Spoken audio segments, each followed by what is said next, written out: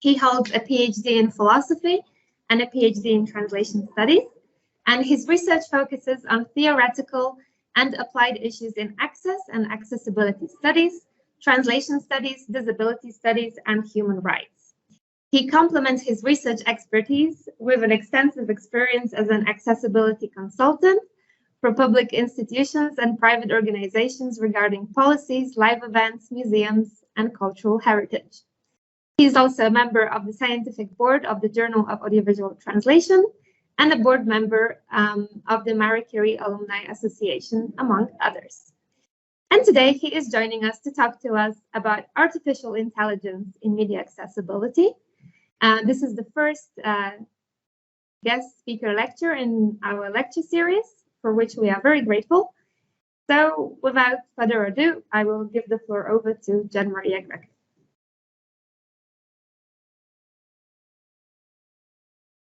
Oh, sorry, my mic was off. Good evening, everyone. Thank you so much to Alicia and Kim and the Open Research, the center and the network for the invitation. It's so nice to see so many names I can recognize and many others I can't. You can hear me, right? I am assuming that. So. Yes, always good. Brilliant. And we can see the slide as well. Perfect. That's even better.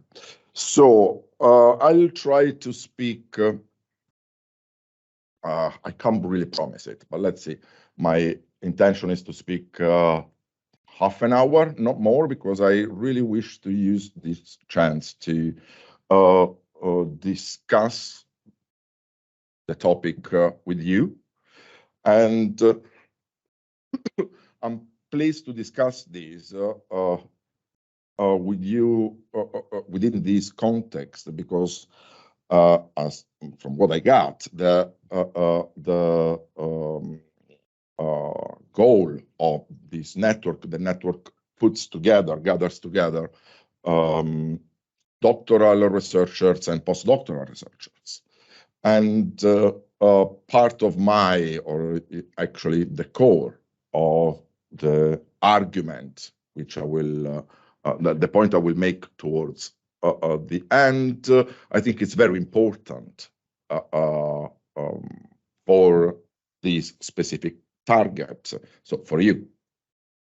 Now, I have slightly changed the title, as you can see.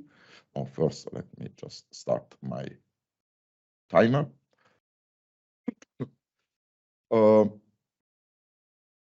The initial title was The Need for an Agenda. I will tell you later if I don't.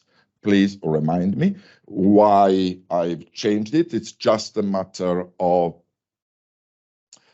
trying to avoid a kind of misunderstanding, okay?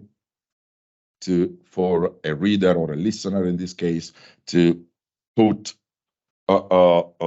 things into what I'll be saying that it's not that are not my intention.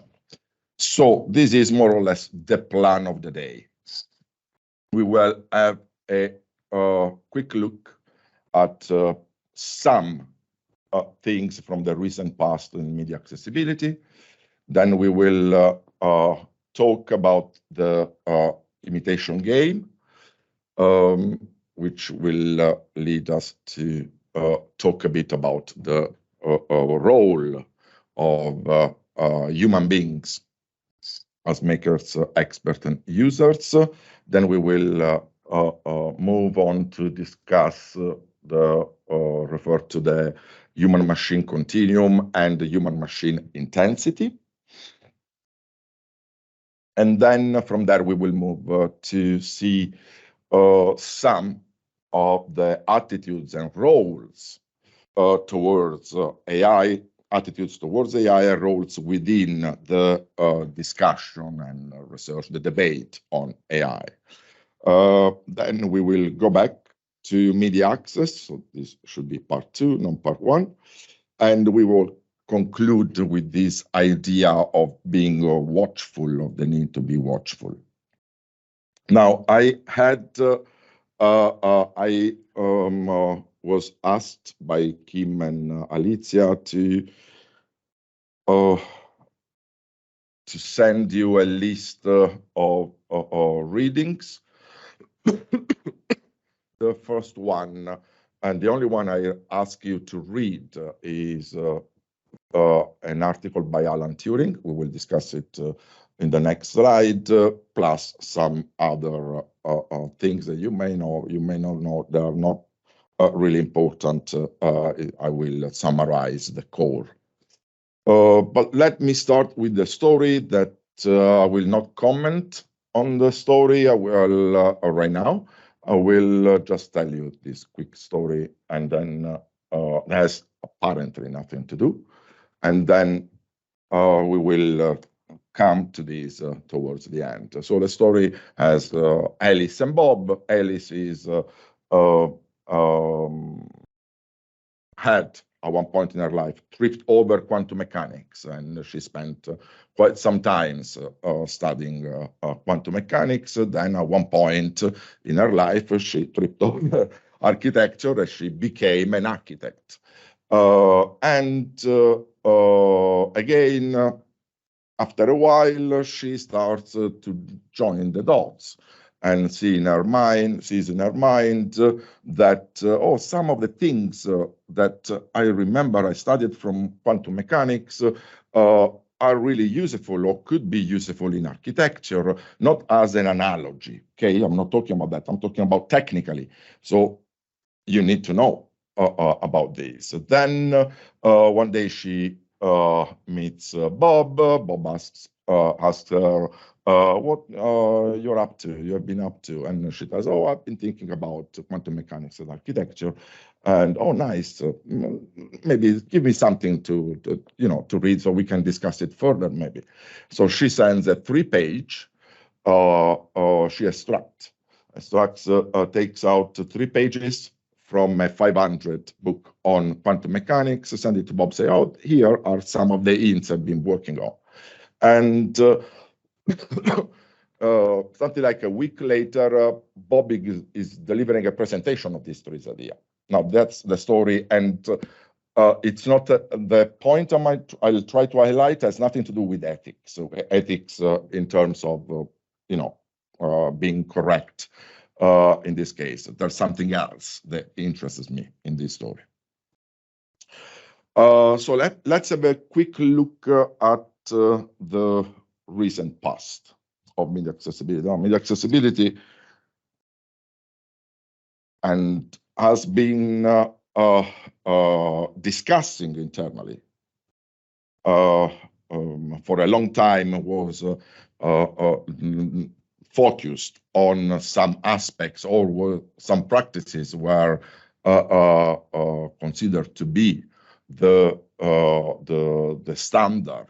Okay, became usual, but then over the past few years, media accessibility. When I say media accessibility, I'm talking about obviously the people.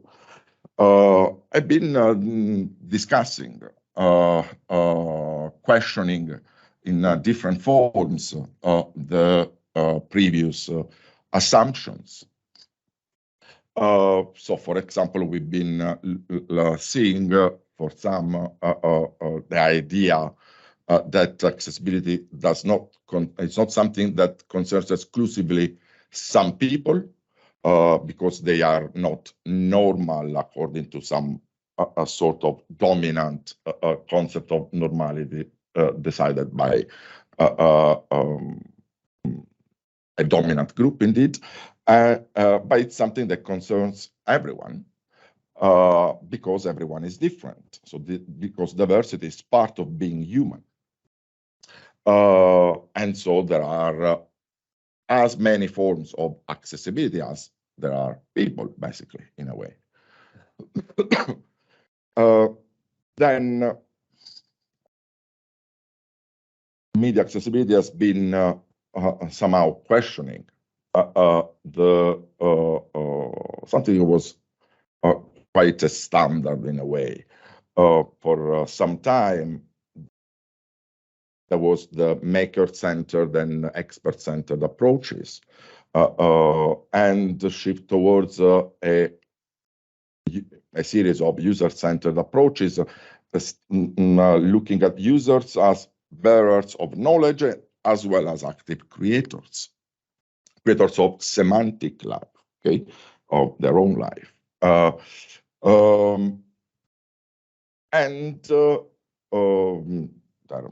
have been other changes.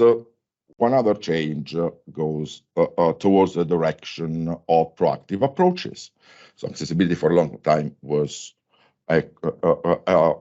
really conceived as something to be done after the creation of some product now or service. Now, access is increasingly becoming, or at least there is this idea, no, that access should become an issue since the very beginning of the process. It's not that now everything is sorted out, and access is always there since the beginning, but there is a change in the awareness, and this is a different awareness for each of these 3 points.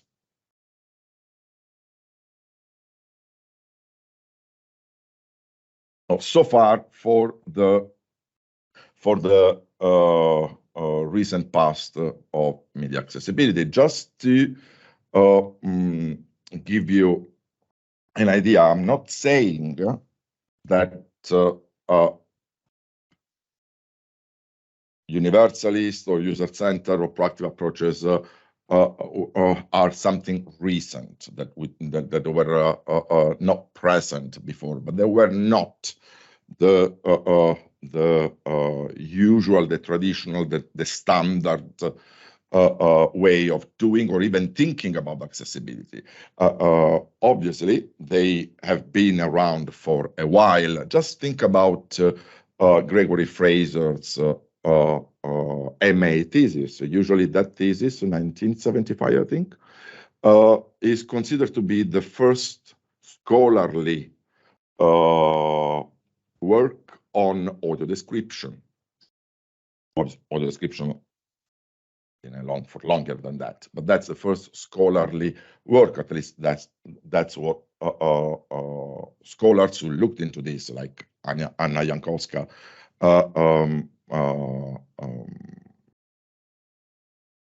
tell us. And in that thesis, if we look at that thesis, there is something very, very interesting.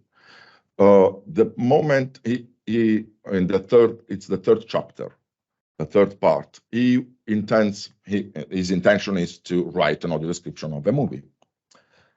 What he does, what Gregory Fraser does, the very first thing, he sits in a room with blind and non-blind people that have no knowledge of the movie, never seen that movie, never watched it, and they listen to the movie for the very first time, and then they take notes on things that they were not able to understand because they were listening and not watching it.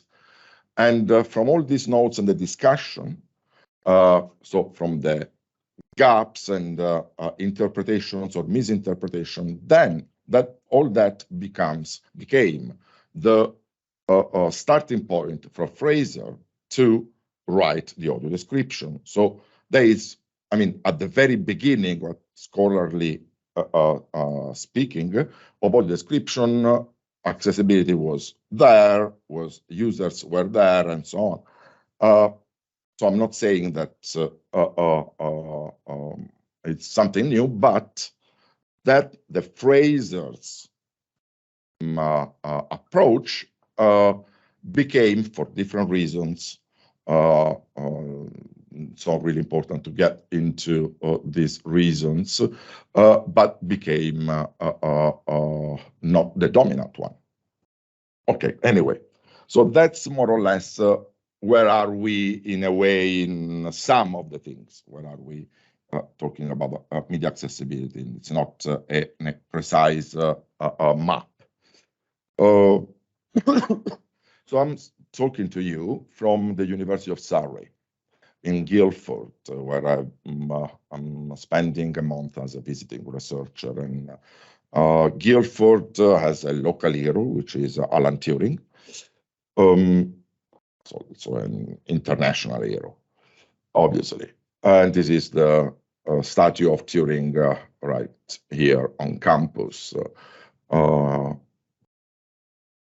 Turing is considered to be one of the pioneers and founders of artificial intelligence. Now, the article that I ask you to read, possibly, I will only mention the very general thing about the article. But then, if you wish, the article has plenty of insights, of aspects that could be linked and discussed within media accessibility. So we can do that during the second part, during our discussion.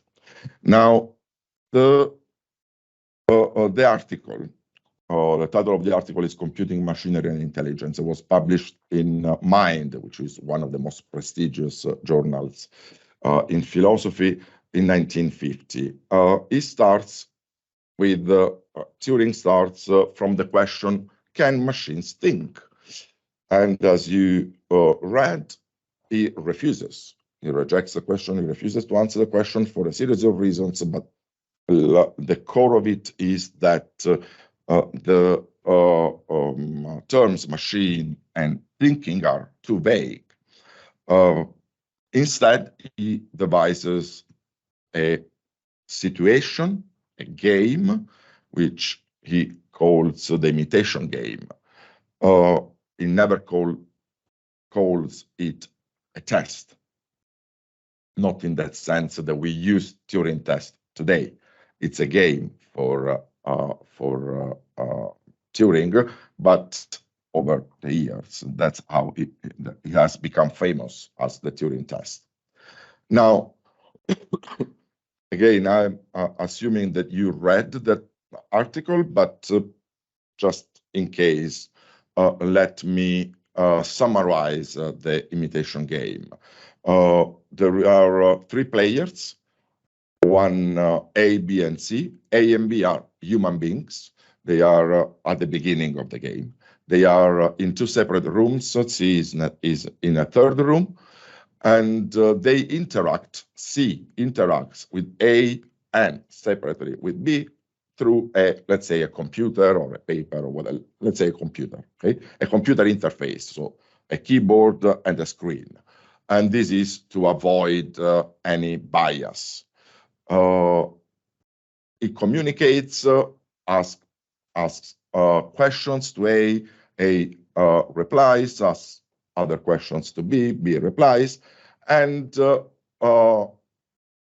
Turing says, okay, if after a while, C, the one who's asking the questions, is not able to, sorry, I just forgot. Then at one point, A or B are, you put a computer and artificial intelligence instead of either A or B.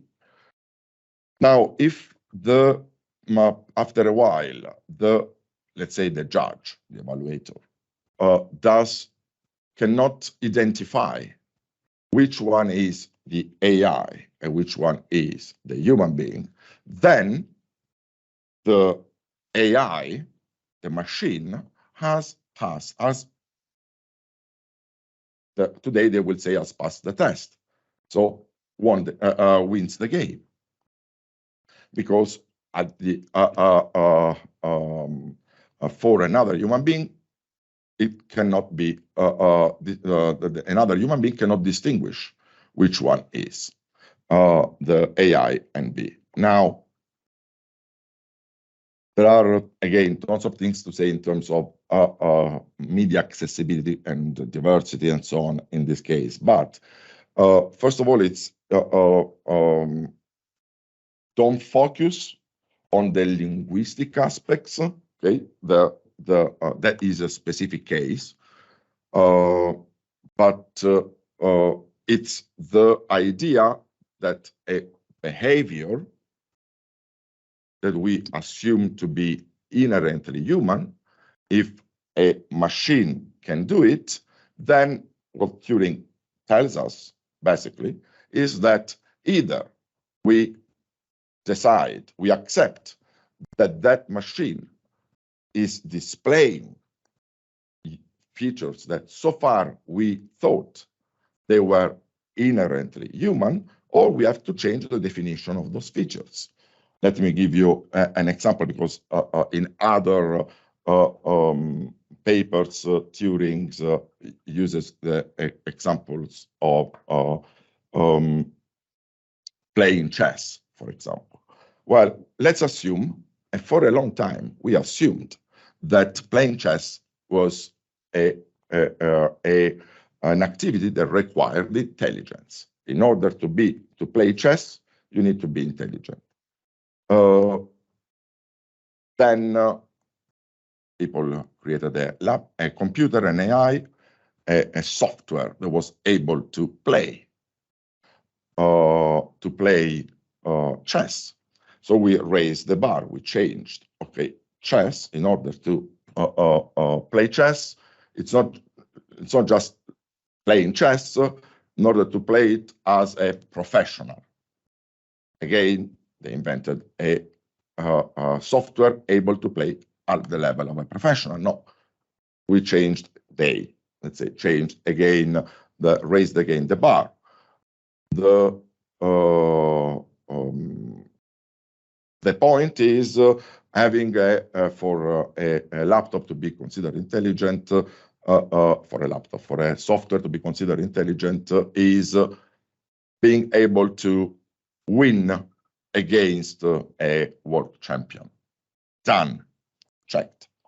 Now, the whole point here is that it's not that the machine per se is intelligent, whatever intelligence means. It's that either if the machine is able to display that behavior, a behavior that we assume required intelligence, very vaguely, this vague idea of intelligence, then either we accept it as intelligent, or intelligence is something else. The machine playing chess at a very proficient level doesn't require intelligence, because that software is not intelligent, if we in the intuitive sense. Now, all that said, just to give you a specific a bit an idea of what really the test is about. So it's not saying that the machine is intelligent, okay? It's really posing us a question.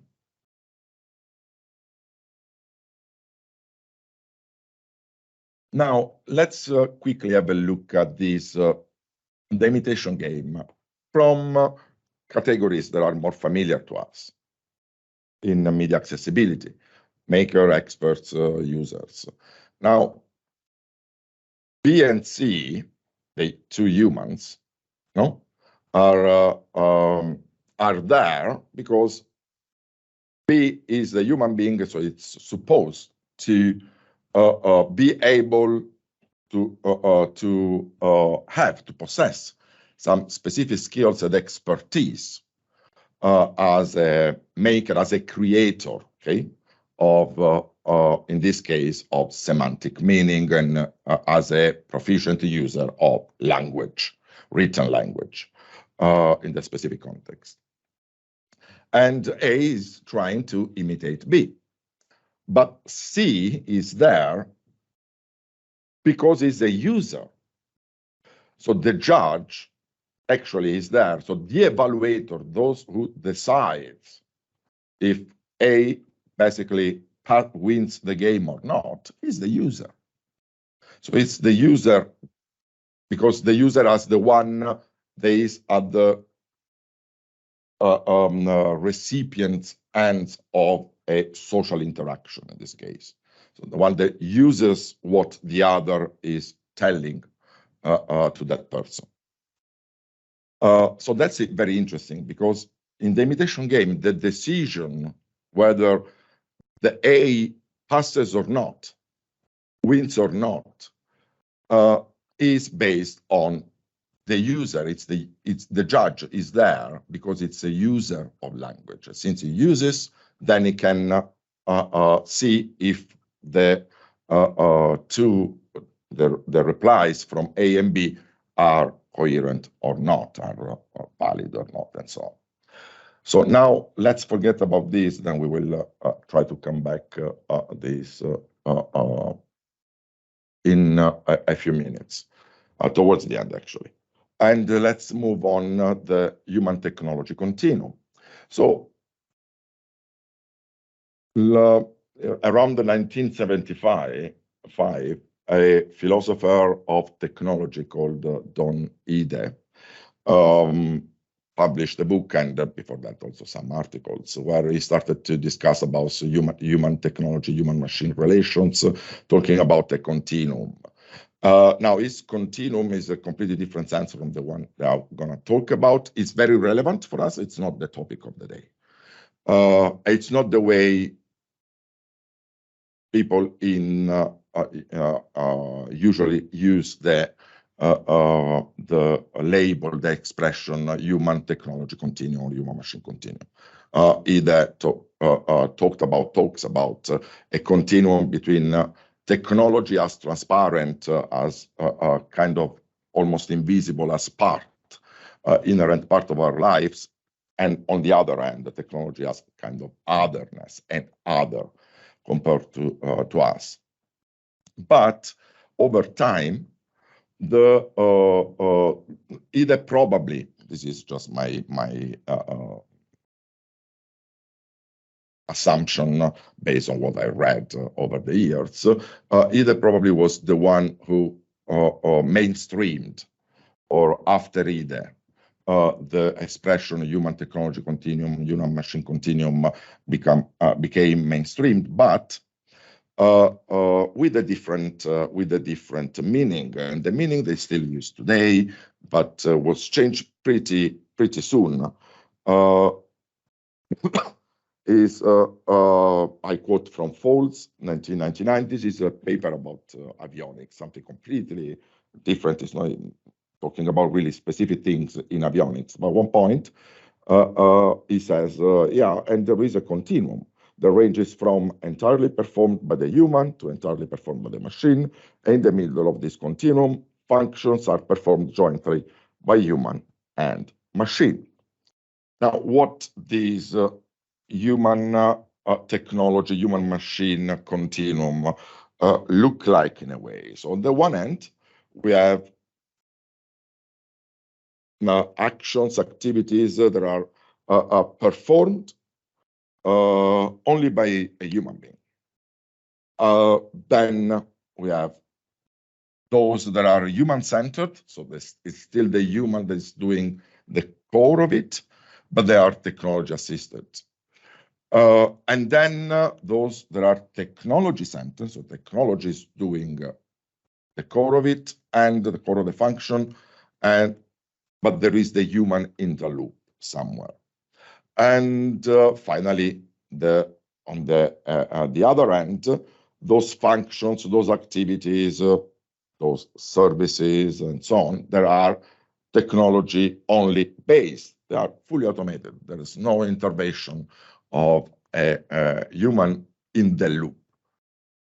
There's no human in the loop, if not just the one who wrote the software at the very beginning. But that's it. The action per se is not performed by as no human in the loop, as they say. Now, this idea of human technology continuum, as I said, it's not new. It's not even Ide's, but is we can find it even in Turing in some of his writing, even though not expressed with the label human technology continuum. But we can find it in a very nice and brilliant book published by Norbert Wiener, who is the pioneer, the founder of cybernetics, published the very same year, in 1955, so same year Turing published this paper. And in that book, he speaks. It doesn't use the human technology continuum, that expression, but he talks about this kind of continuum. And at one point, he says, yeah, and along this continuum, machines, and when he says machines, he's not talking just about some hardware is putting intelligent machines, okay, AI in the mix as well. They can be also used, for example, to make up for the losses of the maimed and of the sensory deficient. Now, obviously, it's 1950, so the terminology is medical model. But what matters here is that there was already an idea, and it's not very new, that technology and the different ratio between human and technology, we can create technologies that along that ratio can provide, can be what we call today access services. Again, please forget the medical model terminology, just abstract and contextualize that in the 1950s. So what this could look like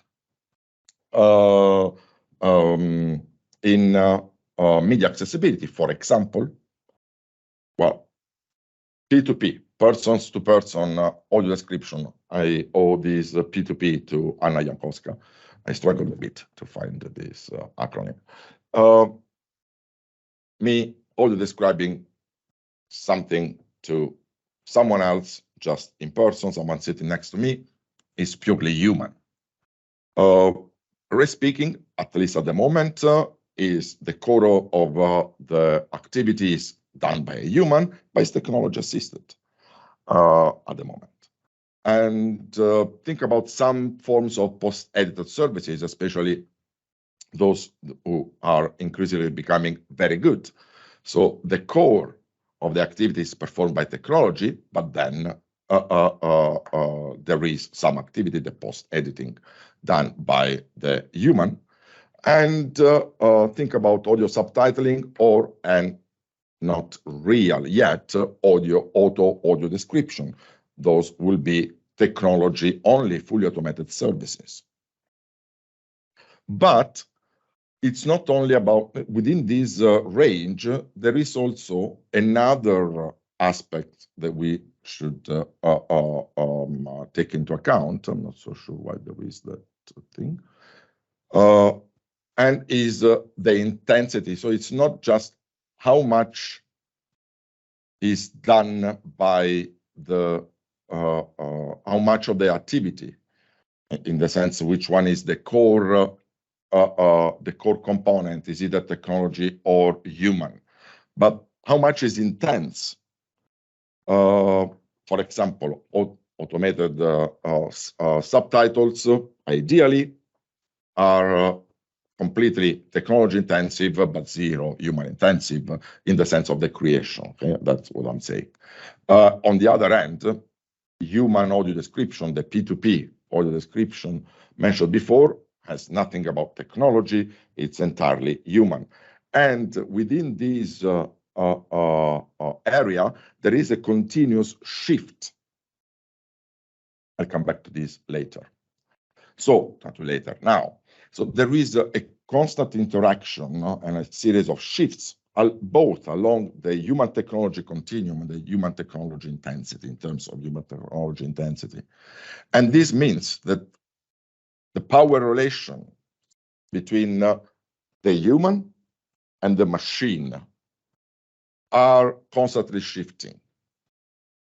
And then this will pose us some questions, okay? Now, moving towards the opening the second part, let's say. A few decades ago, talking about mass media communication, and especially mass media culture produced by mass media communication, Umberto Eco instead described the possibility to divide, in the case where the intellectuals, into the apocalyptic ones. Those were complete against the mass media communication. That's it, full stop, no way. And not the integrated ones, those who were so much part of the mechanism that they didn't even realize they were part of the mechanism, they were just doing it. Now, what about this can tell us about AI, and then later about AI and media accessibility? So if we look at attitudes towards AI in general, I'm not talking about media accessibility, diversity in general, about artificial intelligence in society, we can see that we have the apocalyptic, those who say, no way, it's dangerous, should be avoided. And those who just do it. They just write their own their software, they do it, they don't ask questions, they don't think about social effects and so on. And those who are enthusiasts, actually. So we need to amplify a bit, to expand that simplified model devised by Greco, because there are also the enthusiasts. No, it will solve all the problems of humanity. Kind of, if you like, the dystopian future, the apocalyptic on the one hand, the utopian future on the other hand, in the middle, those who just do it without even asking questions. But if we look closely at, not so closely actually, doesn't really take a lot of effort to look at the debate, there are not just these three roles. There's a fourth role, which I'm calling the watchful. I don't, or the vigilant, but I think watchful, it's less, it's nice. I'm open to suggestions. Those who says, no, these are interesting technologies. AI can really change the way, can really change society. But we need to be aware and watch. We need to be vigilant, which means that they raise since the beginning, so they are raising now, the discussion to a social level. So before a massive development and mainstream of this specific technology, they are calling for a discussion about the social and ethical consequences. They're watchful. Now, I'm asking you, where is media accessibility? Where are we as media accessibility? I'm almost done. The media accessibility is not in this debate. If you go outside and read the technical papers and the debate, media accessibility, I'm talking in this case about us, it's not there. It's not in that debate. Our voices are not there. We are, at the moment, there are some people that are doing, so they are more integrated. Some are apocalyptic, where most are apocalyptic. I participated last November in a conference, the European, the Translating Europe Forum, organized by the DG Translation, and for 2 days or 3 days, I don't remember, there was kind of ghost going around, which was machine translation, which should be stopped. The people were really crazy, but there was this feeling they should be stopped. But there are not that many enthusiasts, but there are almost none watchful. There is not a debate, okay, before we start doing this, we need to raise the discussion to a different level. Now, in moving towards the conclusion, let's go back to the recent past, just to say that that debate towards the importance of access for everyone and the fact that that requires an attention to our own, the diversity that is part of each human being, the importance of users, and how users should be involved since day one, and so on and so on. These, despite that historically we had cases like Frazier's, but they are very recent, which means that they are weak. They are still weak. And which means that AI could improve, could bridge what for a time, within media accessibility, that's what I'm talking about, has been an epistemic divide, which is still there, but now we are aware of this. So a discrimination of people as knowers, and also a poetic divide, discrimination of people as makers. Now, AI can bridge this divide, or it can extend and strengthen this divide, make it wider. Let me quote again that book, the book written by Norbert Wiener. At one point he says that, yeah, these machines may be used to make up for the losses of the maimed and the sensory deficient. That was the first part. But so they can, as well as, to give new and potentially dangerous powers to the already powerful, and increase the bias, the discrimination within society. Now, as a way of concluding, let me give you this example. At one point, I'm really trying to summarize it. At one point people were working on the creation of a software able to be used through a mobile phone, and in order to be used by blind people, so that they could then frame with their phone an object, and that object will be recognized and read out loud, recognized by the software. So at the very beginning, the database of the images to train the software were taken by people from the company, sighted people, okay, non-blind people. And the software failed. And then they blindfolded themselves.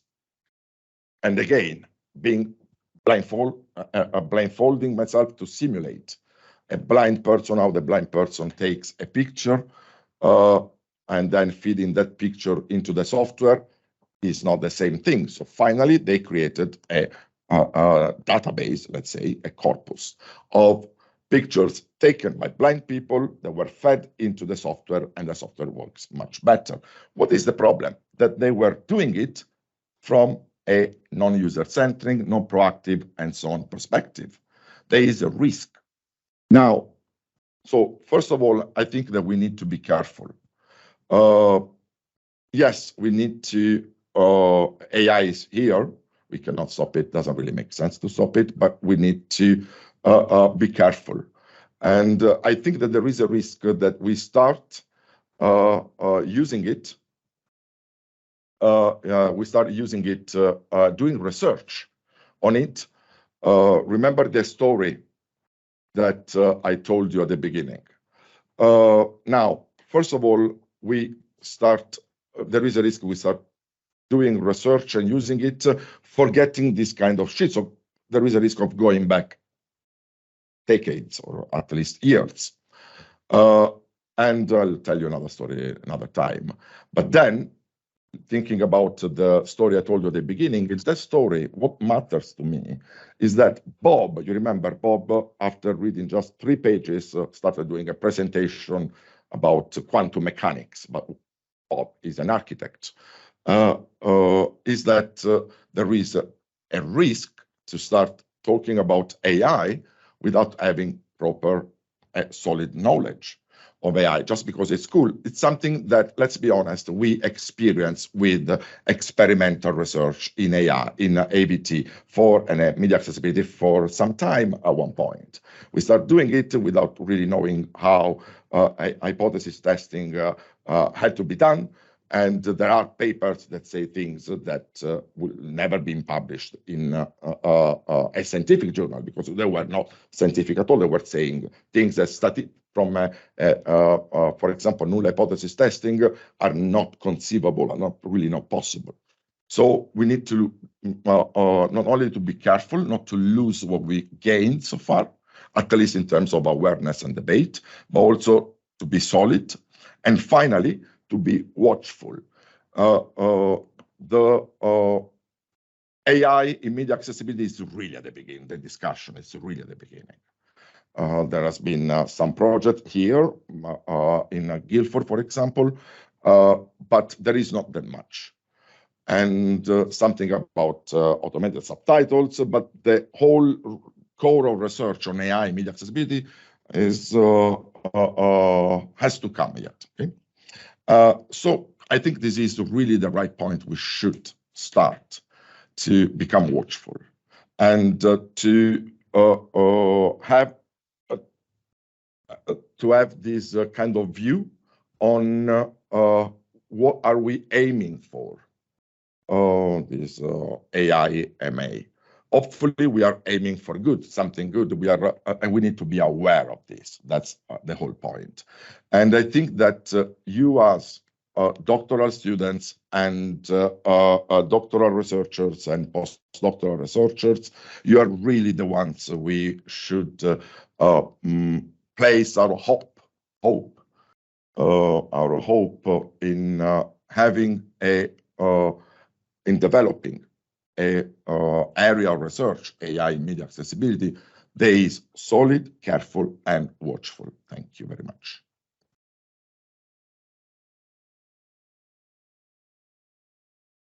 Thank you, Gian Maria.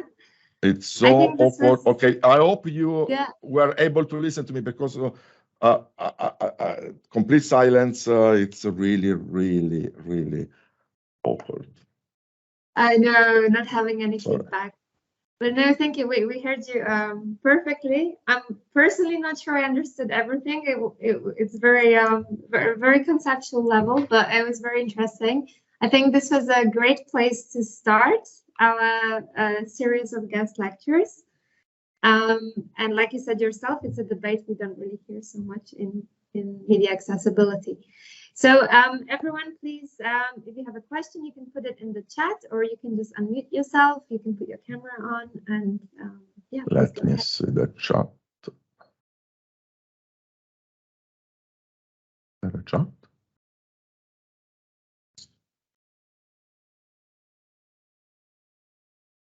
Don't be shy.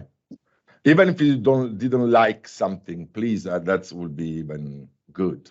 Actually, even better. Sabine, you put your hand up. Can you unmute yourself, or do I have to do it? I can do it. Hi. Yeah, Hi. I saw Kate raised her real hand. So, well, to give it a start, Gian Maria, I'm not sure whether you're talking to the right people. I fully agree with what you're saying, but and we had the same feeling at the Translating Europe Forum. I think we should talk with the industry, what you say, make them more watchful, because they are, that's my feeling as for what I know about it. I feel that the industry is pushing very much and not paying enough attention to the quality of where we apply artificial intelligence in media accessibility. And we are the ones saying, wait a little, we don't want a 90% quality, we want a 99% quality. where we use artificial intelligence. But on the other hand, it is very hard to talk with the industry because they only get their money. So I think it's very difficult. I just wanted your thoughts about this. Oh, let me take this so I can write down the things to digital. Then let's go analog.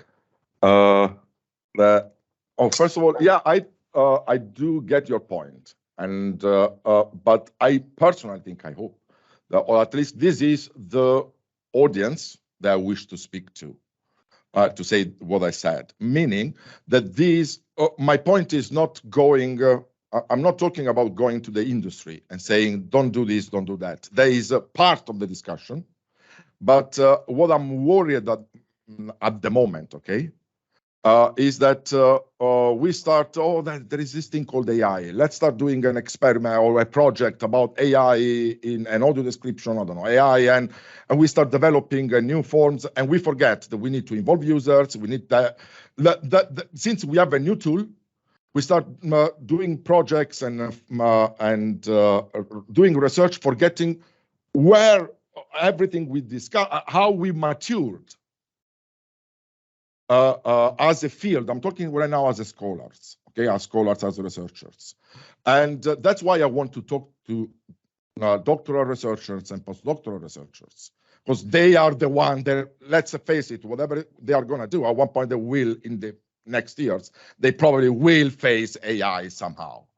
So I want them to, that's my opinion, of course. I wish, I don't want, you do whatever you want. It's a kind of personal wish, that not to forget what we had to fight for in a way, okay? And start doing everything from scratch. The example of the software for the recognition, that is really a case. So let's create a software that can help, in that case, that was the intention, okay? That can help blind people to frame an object, and the software will say, okay, this is a cup, okay? And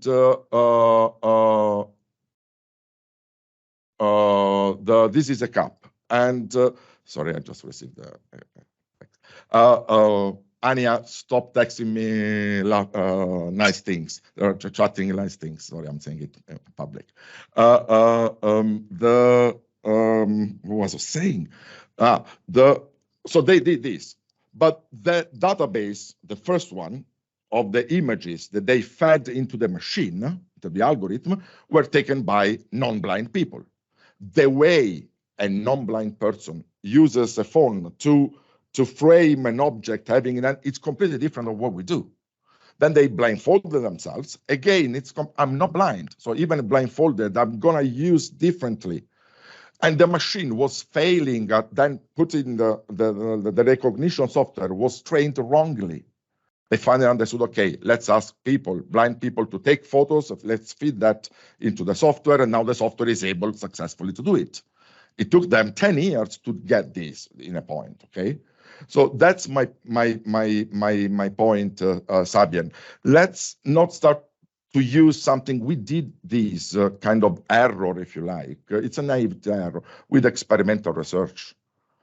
There are papers, old papers, okay, old papers, but published in leading journals by leading scholars. They say things that are completely anti-scientific from the.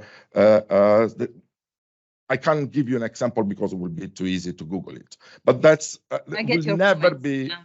So let's not become biased in a way, and also bring bias back, or at least be aware. That is my point. Thank you. Kate, you raise your hand. Hey. Hi, how are you? Huh? Thank you very much for the talk. It was really interesting.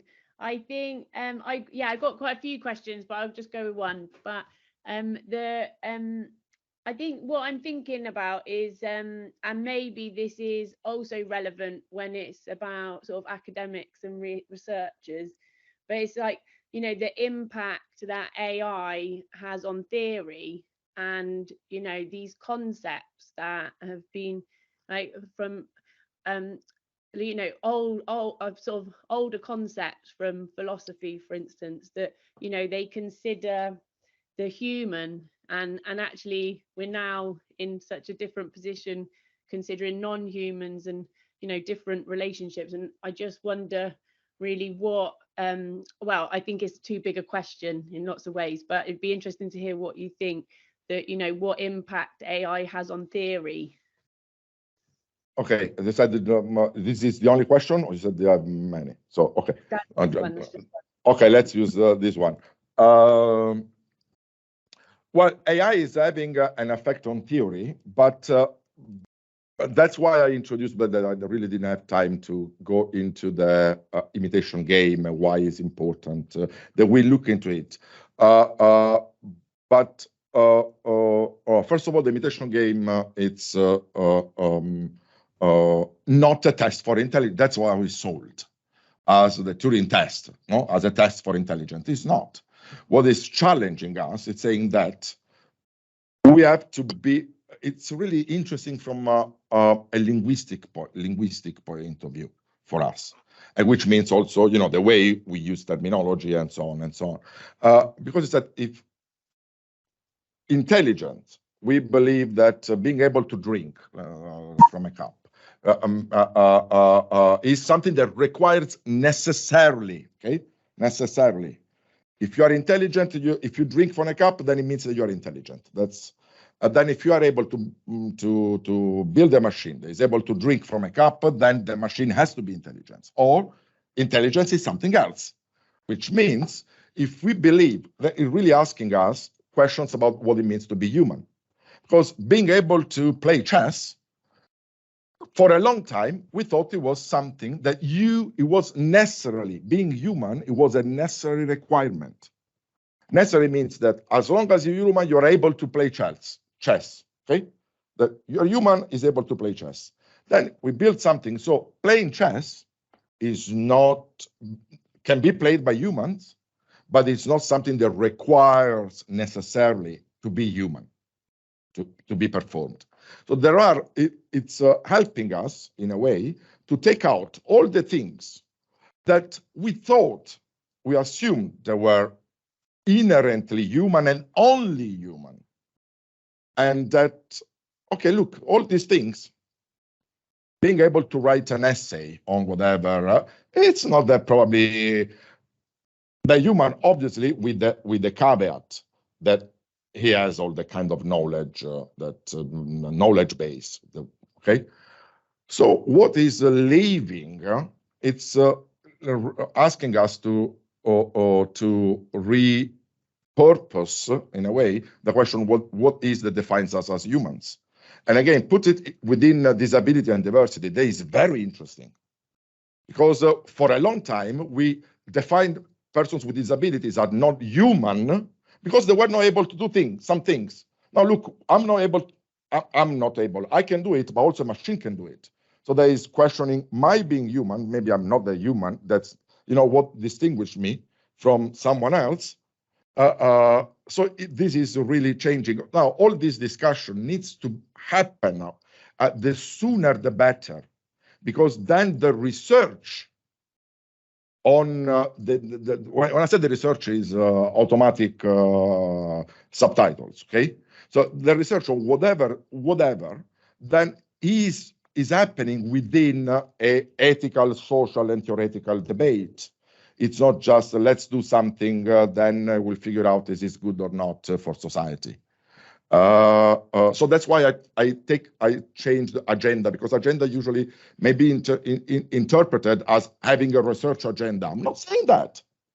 You do the research on whatever you want, but so I'm not to want to do research on these and not on that. It's that the mind, the awareness of what that.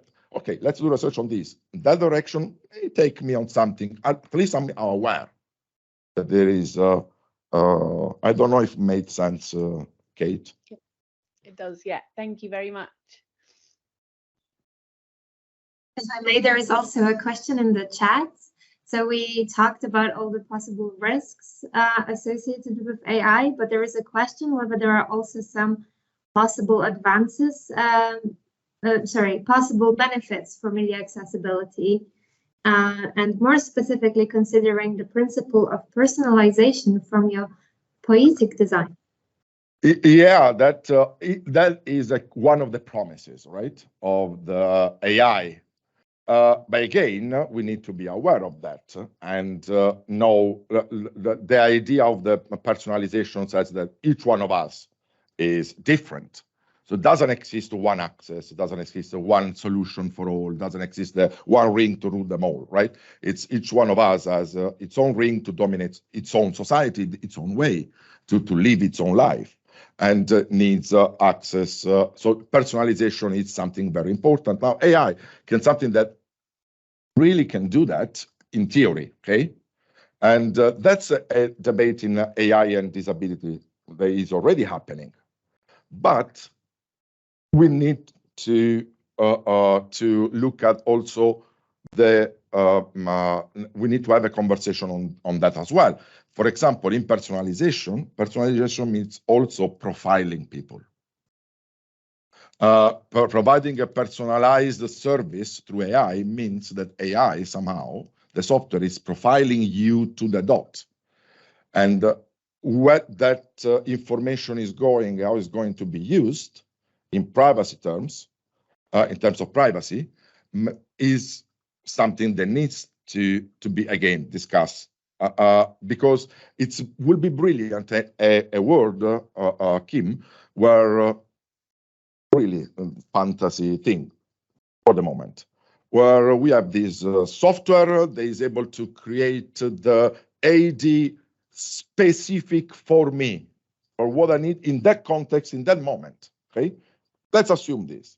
But this means that that software needs to know who am I, what are my needs, my wishes, and so on. So it's profiling me. What that means in terms of other parts of society when I'm going to ask for a mortgage or whatever, you know. So that's personalization is very. It can be a tool for personalization, but it can also be a tool for surgical discrimination.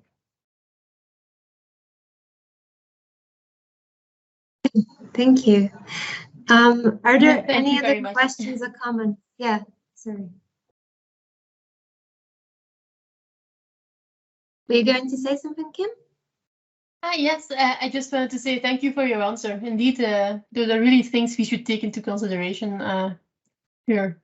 Yeah, but thank you. Okay. There is another question in the chat. I think then this might be the Irene. last one. Will AI and media accessibility, media accessibility AI research also spark a low-tech turn? Okay, I'm not sure what the question is. Yeah, I mean, that's not from the apocalyptic perspective, just that. Oh, Irene, I'm not so sure if I understood what other perspective there is not apocalyptic. If you, hi Irene, if you can just elaborate on this, just so that I can respond on the point. Yes, I was thinking precisely on this. Well, some people here are working on a green accessibility project, and I was thinking on this, the turn to not artificial intelligence, but more simple solutions, less polluting solutions. And this is just thinking of the resources that artificial intelligence requires. Oh, well, honestly, I really don't know. I mean, yes, it's a possibility.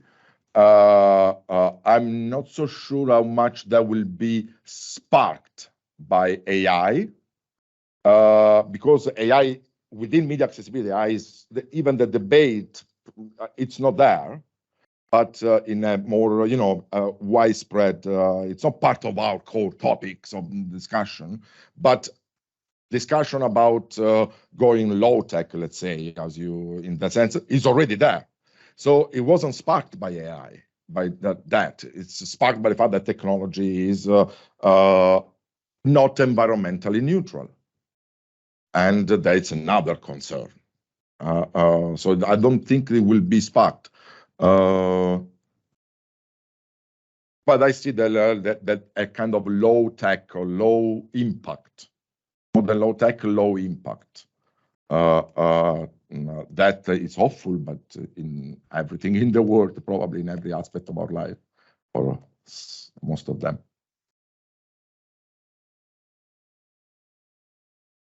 So I think if there are no other questions, then we should not take up more of your time. But once again, thank you so much. You are leaving us with a lot of food for thought. Okay, Alicia, there's someone, Anya says, can I still ask? Go ahead, Anna.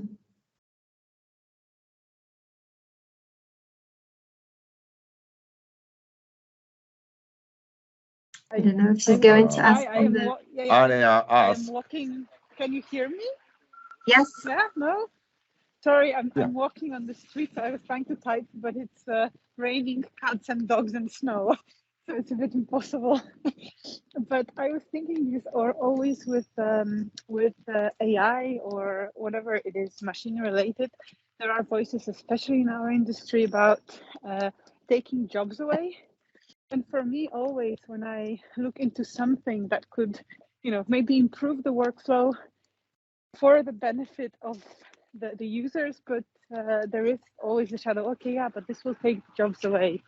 What do you think about that? And this question in our research, and if we engage in something, what are your views on that? Thanks, Anya, for this. This is a normal debate, especially if you think about machine translation, right? And Sabian was the conference, attended the conference that I mentioned before, the European Translation Conference, whatever it's the name. And part of that, we should let's stop AI in general, and that specific version of AI, which is machine translation, was really the mood of the room. Okay, let me be honest. I think it's doesn't really make sense. I mean, makes sense socially. Okay, humanly makes sense. You are worried about, but the question should be, yes, machine translation and AI are going to, are already having an impact on what so far has been the job of translators, or of in a future of media accessibility experts. Okay, but then it means we need to change. The human will always be in the loop, but precisely because there are aspects that we are really good at doing, and it's not about crunching data. Okay, it's not based on crunching data. It's about being human. We will change. We will have new jobs. We will change the type of jobs. Print, the invention of print, has decimated or extinct the you know what I mean, the monks who copied. That was a job. There was a mission, but it was also a job. Well, now there are editors, proofreaders, and so there will be something. We need to talk about try to look at what are the jobs of the futures and how to make the use of AI to work better, to improve our workflow, to work better, to produce better quality products, and have a better quality job instead of let's stop it because I'm gonna lose my job. I don't know. The new jobs will be created. Let's talk about what should be the new jobs instead of the jobs we're gonna lose.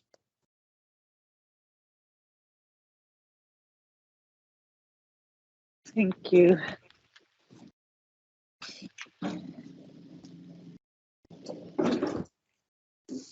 Okay, great. So I think we will leave it there. Thank you so much once again. Thank you for everyone for coming. And yes, stay up to date with our events. Thank you so Thank you, much. gentlemen. Thank you so much a lot for having me. If I may leave you with the one thought, just reread the imitation game. And instead of writing up, put translation. Instead of playing chess, put translation. We thought for a long time that being able to translate translate the text was something that was inherently human and that required to be human. Now there are things. So what is the role of it? What is translation? Is changing the meaning of translation, is at least challenging the meaning of translation. And what is the role of translators? What defines a translate? If a machine is able to translate, good, and they are improving better and better, then what makes me as a human translator better? I'll leave you with this thought. Think about that, because I think it's something that is worth thinking about for each one of us. Sure. Okay. Bye Thank you bye so from much. Guildford. Bye, Thank you so much, everyone. Alicia. Thank you so much, Kim. Ciao, ciao.